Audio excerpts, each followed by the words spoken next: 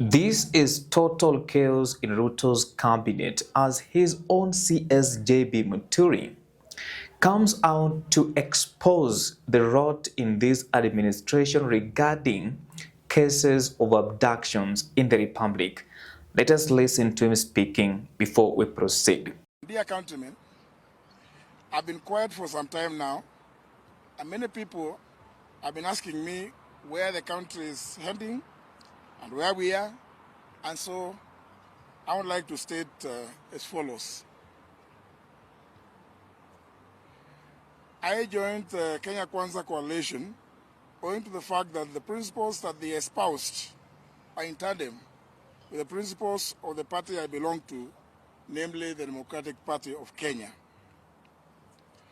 Many friends and political colleagues at the time warned me against joining the coalition, but at a personal level, I was persuaded that would be driven by the ideals and the values that the coalition stated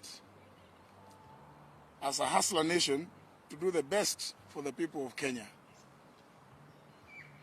One of the things we had accused the past regimes of was the existence of disappearances and extrajudicial killings of Kenyans, and we vowed that we would never, at our watch, condone or allow such.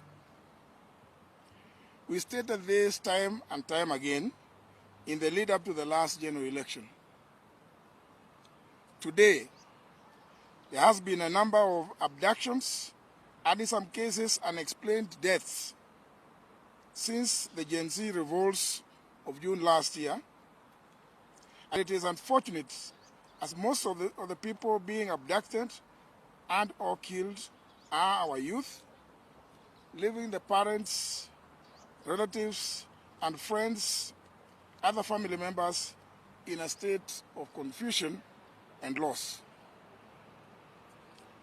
I have personally suffered as my son was abducted and disappeared,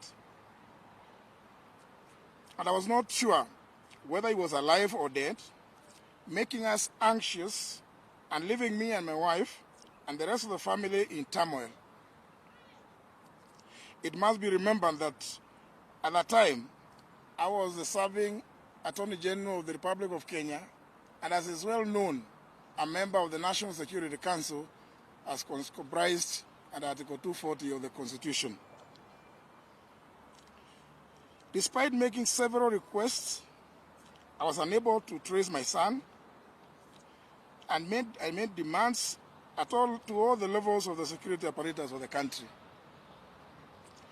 Now, more than 6 months later, after that ordeal and the release of my son by unknown forces, he has not been charged with any offense, and the government at all levels has not been able to give me any explanation or reasons as to his abduction by hooded armed gangsters. Ladies and gentlemen, I have taken this unusual,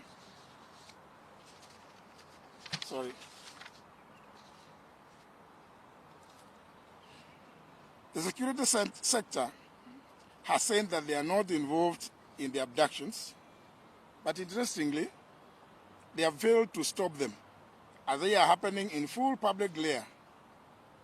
The president has equally said that he would want to see the abductions end. Kenyans want to know how many of our youths have been taken in since the abduction started, how many have been released, how many are still being held, and where it is that they are being held.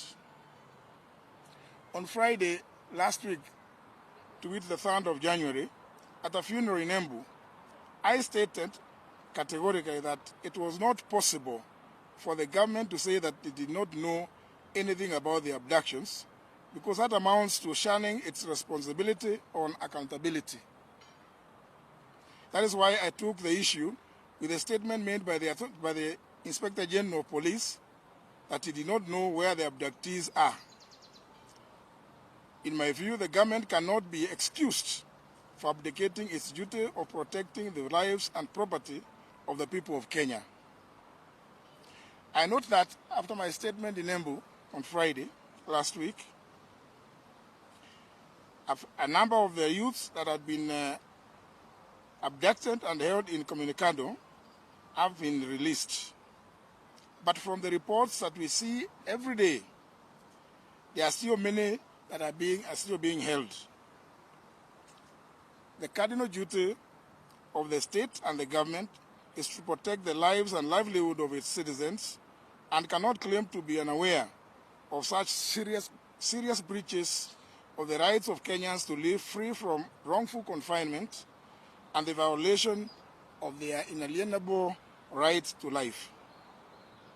Therefore, the security forces should arrest and bring to book all those that are involved in the abductions without fail, and all the young people being held in illegal captivity should immediately be freed.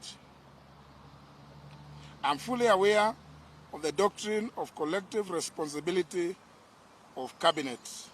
But since I'm also a victim of the abductions and serving in this government, I've not gotten any answers as to why my son was abducted, held incommunicado, and nobody gave any reasons for that abduction. I have taken this unusual step so that the matter of abductions and/or extrajudicial activities being committed by whomever can now be honestly and robustly debated in the country with a view to finding a lasting solution to this scourge, which, if left unchecked, has the potential to plunge the country into chaos and anarchy. We cannot live in fear in a democratic country. Let Kenyans be. I thank you, ladies and gentlemen. I will do a thorough analysis regarding this information, but before I leave, kindly let me know what you think. Do you think President William Ruto's cabinet will survive until 2027? At the end of my videos, I promise to carry out civic education. This is what you need to do. You need to register as a voter as soon as possible. Remember to demonetize politics and vote for a policy. Bye for now.